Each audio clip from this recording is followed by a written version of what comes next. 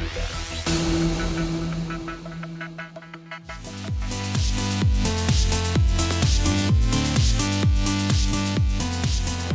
we're here in Camden Roundhouse, almost a nightclub feel, but it's actually the launch, the global launch of the FIA Formula E Championships. And there are 10 cars, possibly even more cars here today. And with me also is CEO of the Formula E, Alejandro Agag.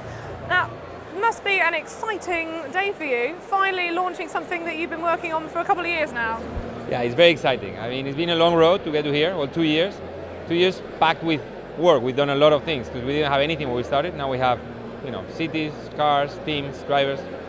So really, really exciting. But the real exciting time will come in a couple of months when we do the first race in Beijing. It's been a long road. How hard was it to get people on board with an electric car race? Well, in the beginning, nobody thought we were going to make it. So people thought the first 6 months, nobody thought this was going anywhere. Then slowly, partners started joining, people started joining, drivers started joining, teams, and the second phase was, well, maybe this happens. And I think in the last 6 months, people really have realized this is happening, it's very much happening, and today is the demonstration of that. So, yeah, the thing has changed, but that's the fun of it, not the challenge. And why electric cars? What is it that kind of drives you, excuse the pun, to go for an electric car when actually they're not that widely used yet? Well, that's exactly the reason. I mean, I'm a petrol-head myself. I've been in racing for a long, long time. I mean, I come from racing, from the world of racing. But I thought racing needed to become relevant again. And we have big problems of environment, pollution in the world. And we think motorsport can play a role in that. And showing electric cars, and making them more popular can really do a lot of good. Obviously, Formula One is very, very popular.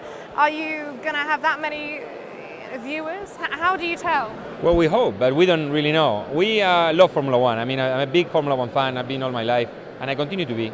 This is not a competition, this is different, but this is going to be like a big party, and people like parties. It's going to be a big party with a race at the heart, but around it, a lot of fun. So hopefully people will like to have fun.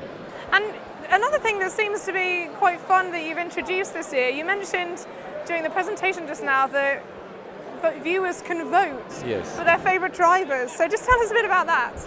Yeah, well, kids now, they don't like to watch anymore. They want to participate, they want to take part. And we thought, and we give a lot of thought of how to do that possible. So this vote system, kids or parents or whoever, they can vote for the favorite driver, and that driver will get an additional amount of energy during the race.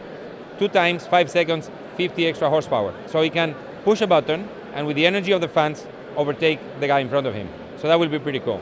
You're sort of bringing Formula One to the X Factor generation. That is absolutely what we're doing, yes. And we think it's going to be pretty good for the fans. You've thrown a few surprises out today already. There are still some drivers that we don't know, we don't know who they are. Can you give us any clues? Which drivers are we going to get, do you think? Yeah, I mean, there's 14 are out already. Out of them, two women, which is really good.